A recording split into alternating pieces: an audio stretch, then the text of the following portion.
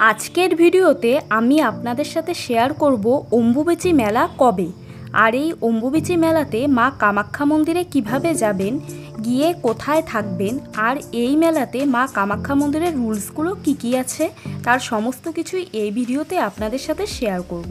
আর তার আগে আপনি যদি চ্যানেলে নতুন হয়ে থাকেন তাহলে চ্যানেলটি অবশ্যই সাবস্ক্রাইব করবেন আর তার সাথে লাইক, কমেন্ট ও ভিডিওটি শেয়ার করতে কিন্তু ভুলবেন না।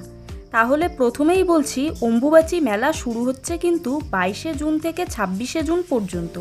আর আপনারা কারা কারা এই অম্বুবাচী মেলাতে মা কামাখ্যা মন্দিরে যাচ্ছেন তা কিন্তু অবশ্যই কমেন্টে জানান।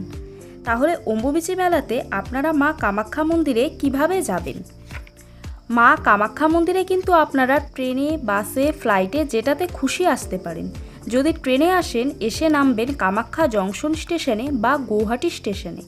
কামাখ্যা স্টেশনের বাইরে থেকে কিন্তু আপনারা ডাইরেক্ট বাস পেয়ে যাবেন মন্দিরে যাওয়ার। এছাড়া কার, অটোও কিন্তু রিজার্ভ করে নিতে পারেন। কামাখ্যা স্টেশন থেকে মন্দিরের দূরত্ব 6 কিলোমিটার। আর যদি গুয়াহাটি স্টেশনে নামেন তাহলে 6 বা 7 নম্বর গেট দিয়ে বের হয়ে চলে আসবেন পল্টন বাজারে। পল্টন বাজারের সামনে থেকে অসংখ্য বাস কিন্তু যায় কামাখ্যা মন্দিরের উদ্দেশ্যে। আর বাস আপনাদের কিন্তু নামিয়ে দেবে কামাখ্যা গেটের সামনে।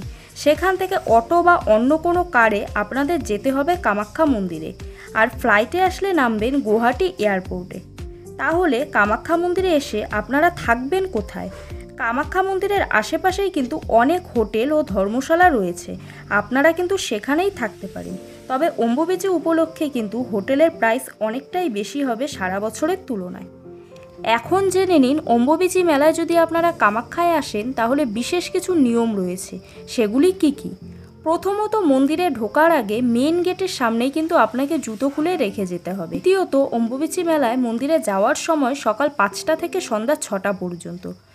আর অম্বুবাচী মেলার সুবিধাগুলো হলো, মন্দিরের নিচের মেইন গেট থেকে উপরের দূরত্ব 3 কিলোমিটারের মতো।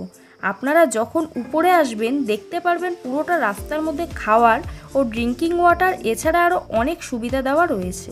আর অম্বুবাচী মেলায় কিন্তু মার কাছে দেশ বিদেশ থেকে অনেক লোক আসে আর প্রচুর ভিড় হয়। আপনাদেরও যদি সুযোগ হয় কামাখ্যা মন্দিরে কিন্তু অবশ্যই আসবেন, খুবই ভালো লাগবে আপনাদের এসে।